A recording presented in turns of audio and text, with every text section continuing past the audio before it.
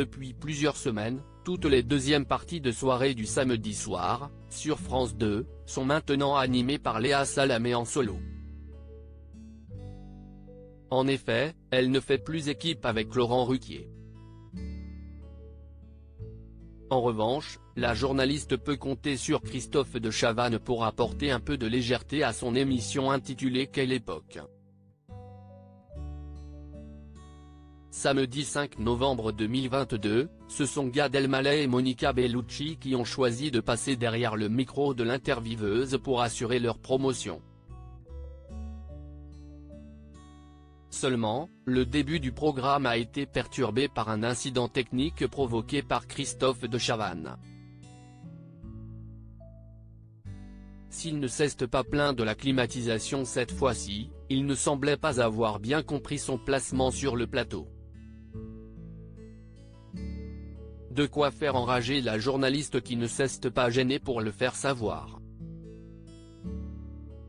Ce ne sont pas du tout les bonnes places, a-t-elle clamé, sans doute avertie par la régie dans son oreillette.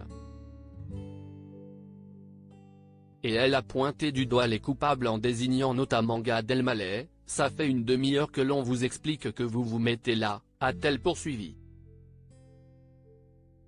Une sortie qui n'a pas du tout déstabilisé l'humoriste qui lui a répondu en rigolant, « Ça fait des années que je cherche ma place ». L'ex-compagnon de Charlotte Casiraghi a ensuite ajouté, « Je ne veux pas balancer mais ce n'est pas du tout ce que l'on m'a dit », a-t-il ajouté, en sous-entendant que c'était Christophe de Chavannes qui ne lui avait pas donné les bonnes consignes. Y'en a un qui va se faire virer ce soir, a lâché Léa Salamé en poursuivant dans l'humour. Christophe de Chavannes aurait aimé être assis plus près de Monica Bellucci si Gad Elmaleh semblait être très heureux de se rapprocher de Monica Bellucci, ce n'était pas le cas de Christophe de Chavannes. En effet, il lorgnait sur le fauteuil mais a dû se contenter de sa place d'invité permanent. D'ailleurs, la comédienne a été très demandée durant toute la durée de l'émission. Paul de Saint-Cernin, humoriste de Quelle époque, lui a d'abord demandé s'il pouvait lui faire un bisou. Une demande acceptée par la principale intéressée qui a presque fait rougir le jeune humoriste et qui a donné des idées à Christophe de Chavannes.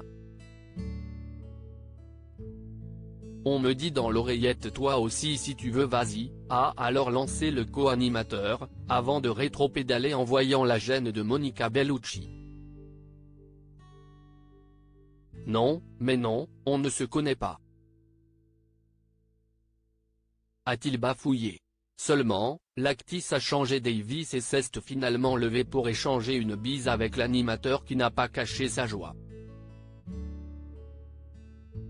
Si la séquence a fait beaucoup rire sur les réseaux sociaux, le malaise n'était pourtant pas loin et le dérapage aurait pu vite arriver si Christophe de Chavannes n'avait pas fait marche arrière et avait forcé Monica Bellucci à lui faire un bisou.